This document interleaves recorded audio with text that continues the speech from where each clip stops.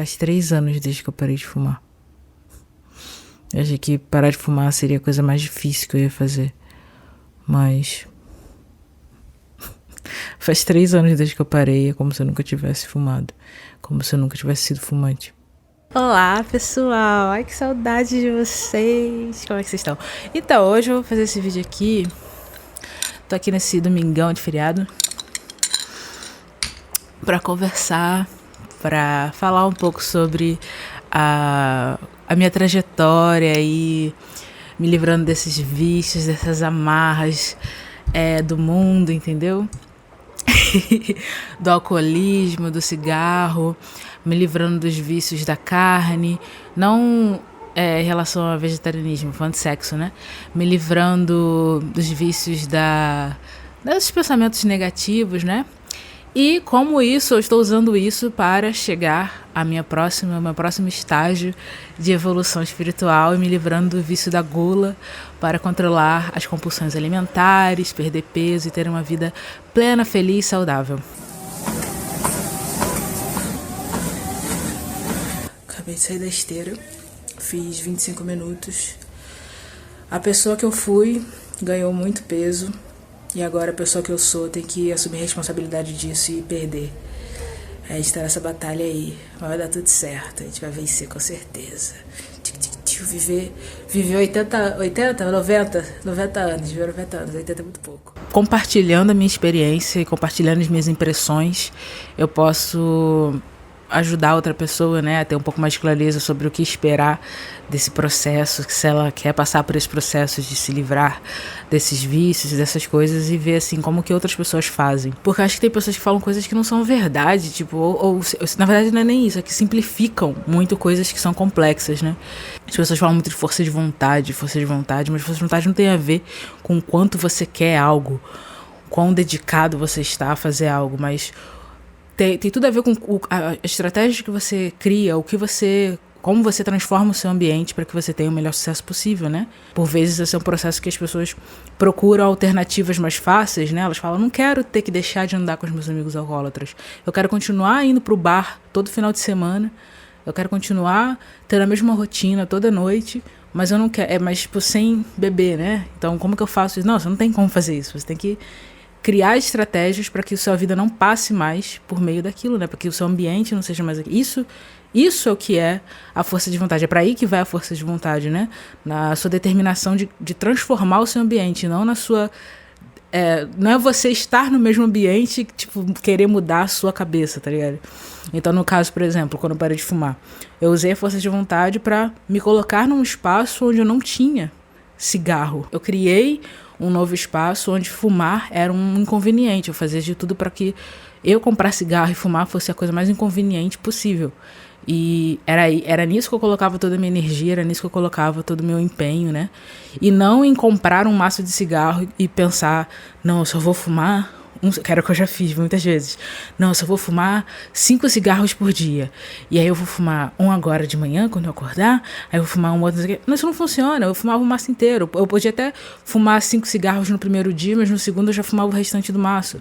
Então a sua força de vontade não tem que ir em comprar o maço e se controlar para não fumar o maço, mas em se controlar para não trazer o maço para a sua rotina, tá ligado? Antes de eu assumir esse desafio, eu me dei conta de outras coisas, de outros desafios que eu devia assumir. Então, não foi a primeira coisa difícil que eu fiz na minha vida, né? Eu comecei a fumar, eu tinha... Cara, quantos anos eu tinha? Eu tinha 24? 23. Eu tinha 23. Foi em outubro de 2015 que eu comecei a fumar. E parte do que me fez começar a fumar, na verdade, seria 90% do motivo que me fez começar a fumar, foi porque eu estava muito deprimida na época. Eu acho que eu tinha 22 anos. Eu tinha 22 anos, isso. Eu tinha 22 anos, estava muito deprimida na época. E eu sei que parece idiota, mas é igual naquela música dos Smiths. Eu tava procurando alguma coisa pra me agarrar, né? E eu tava esperando por uma morte... Eu tava procurando coisas que me destruíssem, essa era a verdade. Não, assim, consciente, tipo, vou fazer coisas para me destruir. Mas eu percebia que era um impulso que naturalmente eu ia me sentindo atraído por essas coisas. E hoje eu consigo ver que era por isso, né? Mas na época eu não entendia de forma tão clara que era isso. Eu só entendia que eu queria fazer coisas que eram... que me colocavam nesse lugar, né? De quase morte, de lugar de risco, lugar de flerte com aquilo que é perigoso, né? Então eu comecei a fumar, 90% do motivo foi por isso. Outros 10% é porque, honestamente, na época eu tava morando com um fumante, namorando um fumante, eu tinha um pai fumante e... Assim, quando você vai procurar um hábito, né, para se autodestruir, você normalmente vai procurar coisas que são compatíveis com as pessoas com quem você já conhece, com o ambiente. Então, se eu talvez conhecesse pessoas que fumassem crack e fossem cracudas, eu talvez fumasse crack. Se eu conhecesse pessoas que eram viciadas em jogo e jogavam muito, talvez eu ficasse viciado em jogo. Mas como eu conhecia pessoas que eram alcoólatras e fumavam, foi isso que eu fiz. Comecei a beber, comecei a fumar. Hábitos de relacionamento, pulava de um namoro para outro, de um relacionamento para outro. Não porque eu gostava das pessoas, eu achava, né, que eu gostava das pessoas, eu achava que eu me apaixonava por elas. Isso é uma coisa de 12 passos, né? Eu nunca farei isso porque eu acho que isso é cringe pra caralho. Eu não acho que isso ajuda ninguém. Honestamente não ajuda ninguém, mas é uma coisa que eu deveria fazer, de voltar lá e pedir desculpa para algumas dessas pessoas para quem eu me declarei, porque, meu Deus do céu, eu não estava apaixonada por vocês, peço desculpas por tornar o meu problema de vocês, né, porque o que eu tinha umas fantasias, assim, de uma pessoa olhava para mim de um jeito X, eu já achava que eu estava apaixonada pela pessoa, né, mas não era uma coisa de uma compulsão, uma vontade compulsiva de sair da minha própria realidade, sair de mim e viver através das outras coisas, através dos outros, né? Então, antes de ter o vício em cigarro, eu já tive muitos outros vícios, muitos outros hábitos que eram patológicos, né? Que eram disfuncionais. Ter o vício me distraía de outras coisas, porque o hábito de fumar... Quem nunca foi fumante, talvez não entenda, mas o cigarro se torna uma companhia, como um amigo mesmo. Não é como se fosse algo entre os seus dedos, mas é uma presença, uma coisa, né? Quase como uma pessoa mesmo, uma companhia, de fato.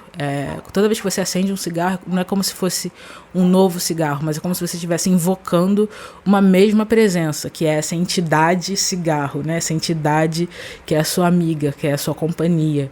Então, a cada novo maço, a cada novo cigarro, a cada nova sessão, né, de fumo, você na verdade está invocando uma mesma coisa, que é aquela presença. Você se torna viciado em vários níveis. Você se torna viciado nesse nível emocional, de ter algo te acompanhando nos momentos de tensão, nos momentos de dúvida, nos momentos de pausa, nos momentos de ansiedade. Você se torna viciado no hábito, porque é uma coisa que você faz várias vezes por dia, todos os dias, sem falta. É uma coisa que você faz, apesar de tudo, com chuva, com sol, você tá triste, você tá feliz, você tá do lado de fora, você tá do lado de dentro. Então se torna um hábito, né, bem persistente, tem esse nível de vício. E também tem o vício físico, né, que você, tipo, literalmente fica viciado nas substâncias, na nicotina, etc. Então é muito complicado de você quebrar, porque quando você consegue quebrar a coisa do vício físico, por exemplo, você fica lá X dias sem fumar e você já se livrou, já livrou o seu corpo da substância. Ok, beleza, mas você ainda tem o hábito, né? A coisa de, tipo, o ritual de pegar e de queimar e de ir pro lado de fora. E no outro emprego que eu tinha, né, já muito tempo, tenho muita dificuldade em ficar sentada num lugar só, muita dificuldade de ficar presa na cadeira no escritório, não gosto de rotina de escritório, então pra mim era excelente, assim, as pausas para cigarro eram uma desculpa perfeita para eu não precisar ficar ali enfiada dentro daquele escritório, daquela sala fechada, fazendo ficando tipo assim, um turno de não sei quantas horas para fazer um trabalho que eu fazia em 2 horas, né? Então também tinha isso, saca? Tinham vários níveis. Aí você vencia esse nível do hábito, vencia esse nível do coisa social, mas você ainda tinha aquela lacuna, aquela presença que não está sendo preenchida, aquele vazio, né, que fica. Então era uma coisa muito persistente. Por exemplo, toda vez que eu ouvia certa música do Mac DeMarco, eu lembrava de mim com um amigo que fumava também. Ou toda vez que eu ouvia Quando Mocassim, eu lembrava de mim andando pelas ruas da Paulista, ali na região da Bela Vista. Alguns lugares, né, que eu ia, algumas sensações, a coisa do café, andar com um copinho. Não era só o café, não era simplesmente o café, mas andar na rua com um copinho de café de papel, essa sensação do toque do copo de papel, do vento no meu rosto, do andar na rua com o café e não ter o cigarro na outra mão, isso era tipo uma coisa bizarra, eu não conseguia imaginar como isso aconteceria. Eu não conseguia pensar nessa sensação de ver o céu nublado, a chuva caindo e os chuviscos tocando na minha pele sem o cigarro. Então era uma coisa meio... Era completamente... Eu não conseguia enxergar, eu não conseguia entender como viver a minha vida, viver esses momentos e passar por essas coisas sem o cigarro. É como você pensar... Quando você se apaixona por alguém. Você se apaixona por alguém, você faz coisas com essa pessoa, você cria certos hábitos com essa pessoa, e depois você não consegue enxergar como que você vai continuar frequentando aqueles lugares, ou fazendo aquelas coisas, ou tendo aqueles hábitos sem a pessoa, porque você já associou completamente com a pessoa, tá ligado? Então eu tive que abrir mão de outras coisas que eram mais fáceis antes de chegar nisso. E aí, por exemplo, eu abri mão de me relacionar com pessoas. E aí, quando eu me tornei acostumado o suficiente, me acostumei o suficiente com isso, e me abster de relacionamentos não significa, de relacionamentos românticos e sexuais, né, não significa me abster de relacionamentos com seres humanos, pelo contrário, porque eu percebi que quando eu parei de me relacionar compulsivamente, eu comecei a estabelecer conexões reais com os meus amigos. Caramba, olha só, essa pessoa que eu às vezes levava um mês pra retornar um contato, tá ligado? Eu sei que a pessoa entende, mas tipo assim... E eu também entendo quando isso acontece comigo, mas entende, saca? Às vezes eu ficava tipo um mês pra retornar o contato, às vezes eu não esticava a conversa, não procurava saber. Às vezes eu era muito impaciente com certas coisas, ou era muito egocêntrica, queria fazer as coisas do meu jeito, não adaptava as coisas pro jeito da pessoa, pro tempo da pessoa. E eu fico pensando o quanto disso era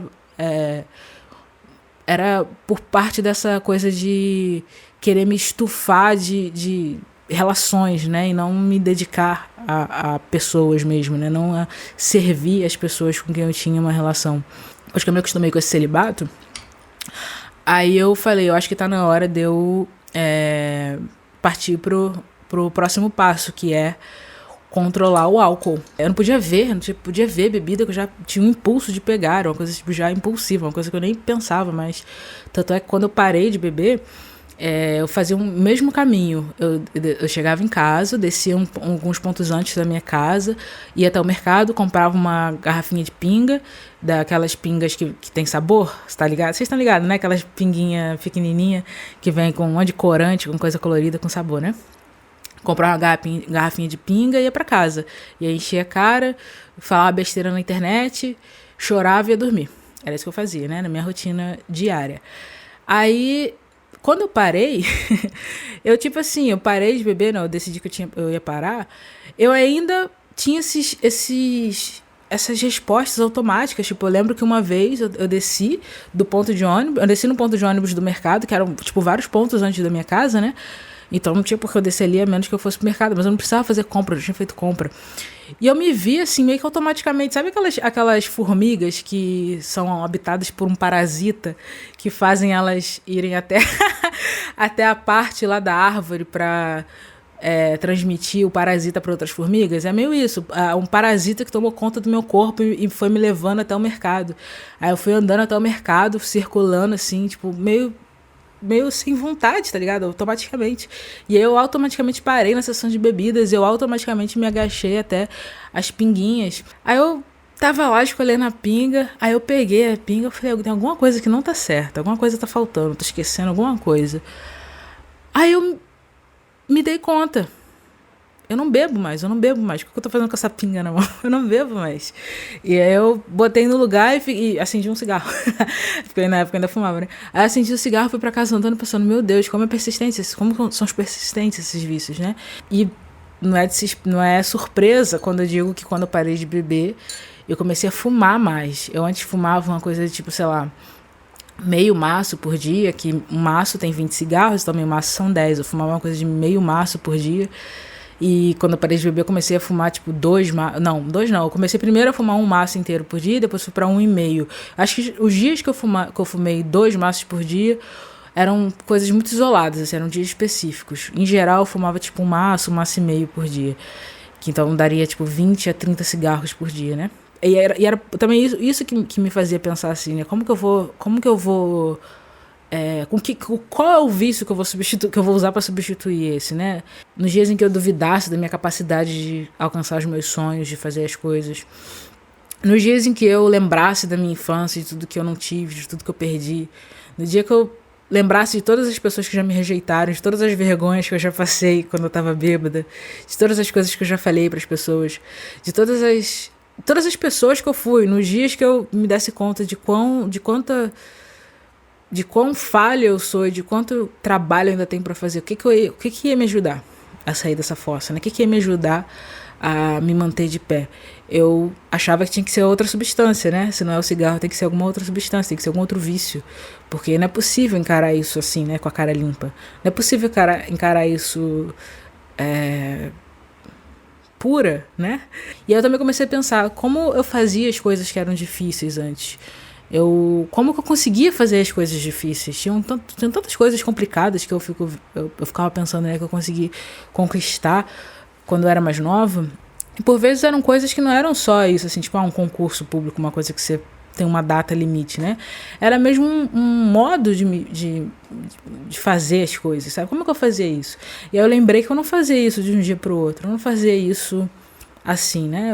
Era um processo, era realmente um processo. Sabe quando você tá andando de bicicleta e você, tipo, usa a rodinha, aí depois você tira uma rodinha, aí depois você vai sem rodinha, mas até você ter a habilidade de ir pedalando sem as mãos, você leva vários tombos e você entende que é isso que você precisa fazer para ter a destreza de andar sem as mãos, não sei o quê? É isso. Eu lembrava que era isso que eu fazia.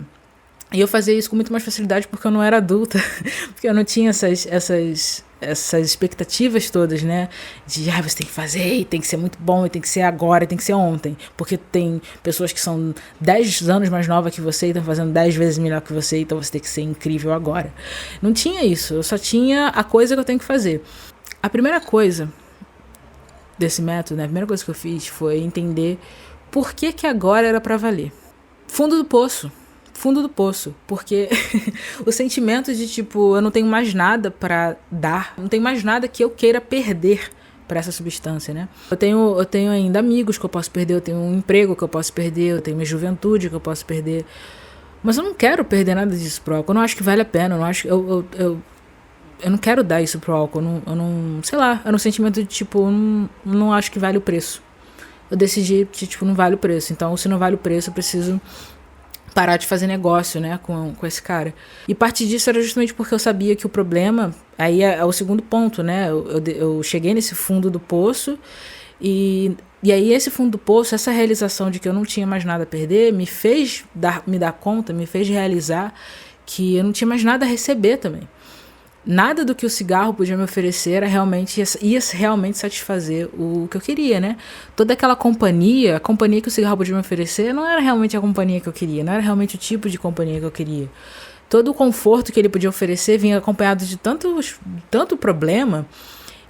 Tava o tempo todo me sentindo suja, me sentindo fedida. Tava o tempo todo com Trident, com House, com não sei o que, pra tirar o gosto da boca. O tempo todo suando meu nariz por causa do cheiro de cigarro. O tempo todo com álcool na mão para limpar. Eu me sentia tão desconfortável, me sentia tão suja, me sentia tão presa aquilo, né? Eu comecei a ver que, tipo, as coisas que ele tinha para me dar eram mais, assim, parte da expectativa. Era, tipo, eu tinha uma expectativa de que eu ia me sentir de um certo jeito quando eu fumasse. E aquilo era ótimo, não me entenda mal. Era uma expectativa incrível de, tipo, eu vou fumar esse cigarro. Mas quando eu fumava e muito rapidamente eu me frustrava. Eu via que não vale a pena. Todo mundo vai chegar nesse lugar em relação a tudo. Qualquer coisa que tipo, um relacionamento abusivo, um hábito destrutivo, qualquer coisa que você esteja fazendo, você vai ter esses momentos que vão te permitir se dar conta, né? Reavaliar e perceber se você ainda está disposto a perder e se aquilo ainda tem algo para te dar. E aí, quando eu cheguei nesse lugar do cigarro, né, na minha trajetória com o vício, eu respondi aquela pergunta de uma forma muito categórica. Eu não tinha dúvida. Eu não tava tipo, eu não tava assim insegura. Eu tava, não tenho mais nada para perder e isso não tem mais nada para me dar. E eu tinha isso muito claro na minha cabeça. Então, quando eu verbalizei isso falando, vou parar de fumar, daquela vez foi sério porque eu já tinha isso muito claro, né? Eu cheguei nesse ponto de realização. Mas isso só não faz uma mudança, só isso não faz com que você mude. Foi também uma coisa de eu me colocar à disposição.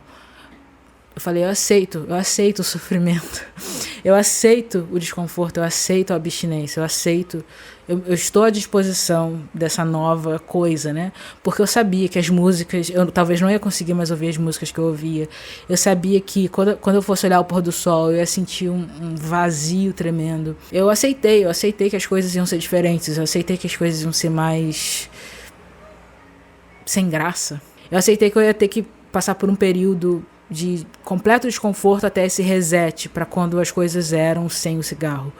E foi isso, eu aceitei que eu tinha que passar por essa etapa, e toda vez que eu experimentava esse desconforto, eu entendia que aquilo não era uma punição, mas era parte do processo. A coisa é justamente você entender que o desconforto é parte, né? Então quando você experimenta o desconforto, você sente que é isso aí, eu tô no caminho certo. O momento em que eu senti o impulso de fumar até o momento em que eu cedia, depois de já ter me comprometido a parar, era tipo um espaço de, sei lá, 1 minuto. Eu senti o impulso, eu tinha decidido que eu ia parar, né? Aí eu senti um impulso de falar, não, alguma coisa gatilhava, eu falava, eu preciso fumar, não consigo. Cara, mas só um hoje. Eu falei, ok, já que eu vou ter um impulso, eu preciso garantir que eu vou estender isso o máximo possível, que eu vou segurar essa onda o máximo possível. Então, quando eu tinha um impulso, dava o fim de tarde. O fim de tarde, o sol se pôr era um gatilho. O fim de tarde chegava e eu tinha um impulso. Eu falei, ok, agora eu vou ficar aqui, eu vou ceder, eu vou me manter fixa aqui nessa cadeira o máximo possível, eu vou me agarrar nessa cadeira o máximo possível. Força de vontade não é falar, eu não vou fumar. Força de vontade é falar, eu vou sentar nessa cadeira o máximo possível, eu vou ficar aqui o máximo possível, o máximo de tempo possível. Já que eu demoro 1 minuto, então eu vou ficar sentado nessa cadeira 3 minutos, 2 minutos que seja, com todo o nervosismo, toda a ansiedade, toda a barganha, não, fuma só um, não sei o que, é só hoje. Eu falava, ok, beleza, mas tipo, a gente precisa ficar sentada aqui mais 2 minutos. E aí eu ficava sentada ali na poltrona. E eu sentia o desconforto, eu sabia que aquele desconforto era sinal de que meu corpo estava se adaptando, era o sinal de que eu estava no caminho certo. E eu sabia que se eu esperasse, talvez eu não tivesse mais essa vontade, né? Então valia a pena esperar, pagar pra ver. E, cara, dito e feito, várias vezes, tipo assim, todas as vezes em que eu cedia, né, em que eu não tinha essa estratégia, eu cedi. E todas as vezes em que eu assumi essa estratégia, eu não cedi. E aí tem uma outra coisa que eu fiz, uma outra parte do método que eu estabeleci, né, que foi criar recompensas. O que é a recompensa para um fumante que está sem fumar? O que é a melhor recompensa para um fumante que parou de fumar? Cigarro. A melhor recompensa para um fumante que parou de fumar é cigarro. Não tem coisa melhor. Como assim você se recompensava com cigarro? O jeito o método que eu estabeleci, né, para parar, que é claro, talvez não funcione para todos, mas claramente funcionou para mim, porque eu tô há 3 anos sem tocar em cigarro, e nem só tocar em cigarro, eu não tô 3 anos, tipo assim, ai, eu queria estar fumando. Não, eu tô 3 anos, nem parece que eu nunca fumei, tipo, literalmente parece que eu nunca fui fumante na minha vida. E então foi um método que claramente funcionou para mim. Que foi assim, eu comecei a estabelecer períodos de tempo, né, em que eu ficava sem fumar, e aí no final desse período eu me recompensava, me premiava, me dando uma coisa que era muito valiosa, que era o cigarro. Então eu pensava assim, eu fiquei 1 semana sem fumar, a primeira semana, que foi ali em torno de maio, mais ou menos, maio de 2020. A primeira semana eu ficava totalmente sem fumar. Eu, tipo assim, 1 semana sem fumar, 7 dias sem fumar. E aí depois de 7 dias sem fumar, eu podia me premiar com um maço de cigarro. Mas aí é que tá, né? Um maço de cigarro e acabou. Eu tinha 24 horas para fumar aquele maço de cigarro. E depois das 24 horas, o que restava eu tinha que destruir. E aí eu ficaria mais 2 semanas sem fumar. E aí no final daquelas 2 semanas, eu podia me recompensar com um maço de cigarro. E aí eu tinha 24 horas para fumar aquele maço de cigarro. O que sobrava eu destruía. E depois eu ficava 3 semanas sem fumar. Por exemplo, agora eu tô fazendo jejum intermitente. Eu fico 20 horas sem comer, e aí eu como por 4 horas, né? 20 horas sem comer, para uma pessoa que estava acostumada a comer muito o tempo inteiro, é muita coisa. E para a maioria das pessoas, né? 20 horas sem comer é muita coisa. Mas eu, tipo assim, parte do que faz o jejum intermitente não ser um grande problema é o fato de que eu sei que vai ter uma hora específica em que eu vou poder comer. Eu sei o horário que eu vou comer. Tipo, eu sei que às 6 horas da tarde eu vou comer. Porque o modo que eu tô fazendo é assim, né? Eu tô comendo literalmente qualquer coisa que eu queira. Só que dentro daquele intervalo de 4 horas. Então eu sei que eu posso comer. Eu não preciso ficar ansiosa pensando, ai, será que eu nunca mais vou ter comida? Será que eu nunca mais vou ter a coisa? Eu tenho que comer tudo agora, então. Ah, agora é a última vez que eu vou comer tal coisa, porque depois eu nunca mais vou comer. Não, eu vou comer, eu posso comer o que eu quiser depois. Só que não agora. Às 6 da tarde. Agora não. Fica mais fácil. E foi isso que aconteceu também com o cigarro. Porque eu tinha a expectativa de que no fim daquelas 2 semanas, daquelas 3 semanas, eu ia fumar o Marlboro que eu queria, né? Eu ia fumar o cigarro que eu queria, porque não importava mais o preço. Eu não precisava economizar, eu podia comprar o mais caro. Eu podia comprar o que eu gostava mais, né? Porque era uma coisa especial. Então, como eu sabia que eu ia ter essa recompensa no final, que eu ia ter o cigarro no final daquele período, ficou mais fácil de eu passar por esses dias. Então, quando eu tava no terceiro ciclo, né? Tava 3 semanas sem fumar. Eu lembro que, tipo assim, 10 dias de abstinência, eu não pensava em outra coisa a não ser cigarro. Eu tava assim, meu Deus, preciso fumar, eu vou quebrar isso antes, eu vou adiantar. E aí depois eu compenso botando os outros dias pra próxima etapa, tipo, tá ligado? E eu fiquei desesperada. Eu pensei, Tainá, calma, relaxa. Porque, tipo, você vai fumar. Não é que você não vai fumar. Você vai fumar. Você, tipo, literalmente você vai fumar. Isso é um fato, isso é uma realidade. Isso é uma coisa que já tá sacramentada. Isso é uma coisa que já tá fixa na sua vida. Você só tem 2 certezas na sua vida. De que você um dia vai morrer e de que você vai fumar daqui a 11 dias. Daqui a 11 dias você vai fumar. Você só precisa segurar esses 11 dias. Você só precisa aguentar até o final desses 11 dias. E isso me acalmava, né? Isso me botava num estado de tipo, não, beleza, eu só preciso segurar até esses 11 dias. E não se engane, assim, por vezes era difícil e os dias eu dormia. Tinha dia que eu dormia o dia inteiro pra fazer o dia passar mais rápido. Tipo, tinha uns domingos assim que eu falava, mano, eu não tenho compromisso com nada, com ninguém. Eu não sei se eu quero ficar com um papinho positivo, vamos lá, galera. Não quero. Então eu dormia o dia inteiro, ficava na cama, às vezes mexendo na internet, ouvindo música, o dia inteiro, para fazer o dia passar mais rápido, porque eu sabia que quanto mais rápido o dia passasse, mais rápido eu chegava no meu objetivo, né? Mas eu não fumei, eu não fumava. E aí, aos poucos eu fui me acostumando também a fazer outras coisas sem o cigarro, né? E sem a presença do cigarro, a presença ameaçadora do fumo, porque era isso, eu tinha mais 10 dias para queimar, eu tinha mais uma semana para viver a minha vida. Eu não podia ficar dormindo a semana inteira, então eu tinha que arrumar outro jeito de me envolver. E as coisas começaram a serem associadas a outras coisas, né? Preencher aqueles espaços com outras coisas, né? Não forçosamente, mas tipo, naturalmente. A vida foi me levando para outros lugares, né? Porque eu tinha que fazer alguma coisa com aquele tempo. Eu tinha que fazer alguma coisa, né? E eu, como eu estava investida em uma melhora, eu naturalmente fui procurando coisas que eram mais alinhadas com essa minha intenção. Outros padrões de pensamentos que eram mais positivos. Eu comecei a me envolver com pessoas que eram mais generosas, mais carinhosas, que eram mais compreensivas também com o fato de que eu estava naquele processo e respeitavam isso, né? Porque também isso é outra coisa. Quando você para de beber, para de fumar, para de fazer essas coisas, pode ter certeza, os seus amigos que fazem isso com você, eles querem que você continue bebendo.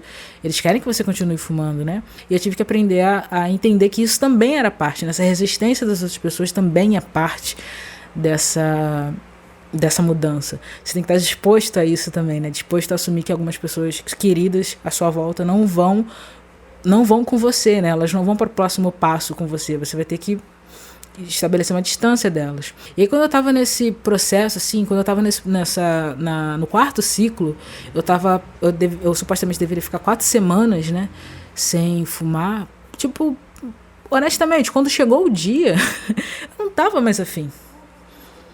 Eu tinha desenvolvido uma outra coisa, um outro jeito de fazer as coisas, né? Eu já tava, tipo, acostumada a ficar sem cigarro, tá ligado? Eu já tava acostumada a ficar sem. Então, eu já tinha desenvolvido estratégias para controlar o meu impulso. Eu já tinha me acostumado com o vazio, eu já tinha ressignificado os espaços, eu já tinha criado outros hábitos. E quando chegou o dia de fumar, honestamente, eu não tava mais afim. Eu sabia que eu podia, eu sabia que eu tinha todo o direito do mundo, e isso era muito relaxante, era uma coisa que era o motivo de eu ter também conseguido chegar àquele lugar, né? Porque eu estava relaxada, sabendo que eu tinha direito, eu podia se eu quisesse, mas eu não queria. Eu comecei esse processo em maio, por volta de maio, e terminei por volta de agosto. Então foi um processo assim de 4 meses, né? Desse envolvimento, de investigar e saber como fazer isso acontecer. E aí no final desse processo eu já, tipo, perdi toda a minha identidade de fumante, tá ligado? Porque também tem isso, você cria uma identidade pra você em torno daquilo, uma imagem que tá sua associada àquilo. Eu perdi a minha identidade de fumante. Deixou de ser uma coisa que interferia tanto, né, na minha rotina. E foi isso, aí desde então eu não fumo mais. Desde então eu não fumo mais.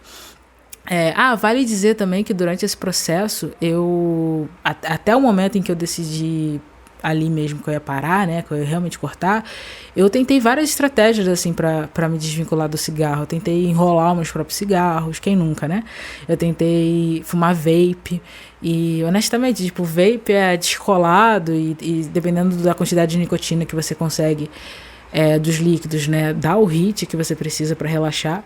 Só que, mano, é tipo um bagulho muito bizarro, porque se você parar pra pensar, você tá fumando o quê? Glicerina com um bagulho de... Nossa, um bagulho tipo bizarro. Eu, particularmente, fiquei assustada quando eu me dei conta do que é que eu tava fumando. Falei, mano, se é pra fumar isso, eu prefiro fumar cigarro normal. Então eu tentei algumas coisas, assim. Eu nunca tentei adesivo, o Nicorette, eu nunca tentei o adesivo. Até porque minha questão não era tanto a nicotina, mas era mais o hábito, né, de fumar, o hábito de tragar. Então era isso. Então o adesivo não ia fazer nada em relação a isso, né? Ele podia resolver a dependência física, mas o hábito ainda continuaria. Então por isso que eu nunca tentei. Mas até esse momento, né? E nada disso, nenhuma dessas alternativas realmente davam conta de me afastar dessa identidade de fumante. Então, obviamente, nenhuma delas ia me ajudar a desvincular do cigarro. E foi esse o método que eu estabeleci. Não, eu não vou abrir mão do meu vício em café, nem vem. Café não é vício, café é normal. Café não é. Café não vai pra lugar nenhum. Espero que vocês tenham curtido o vídeo, espero que tenha sido útil, né? Que a conversa tenha sido de valor para alguém. E agradeço por ter visto até o final, agradeço por voltar aqui para assistir de novo, para estar comigo aqui de novo. Mas o quê? É isso, boa noite. Beijo. Tchau, tchau.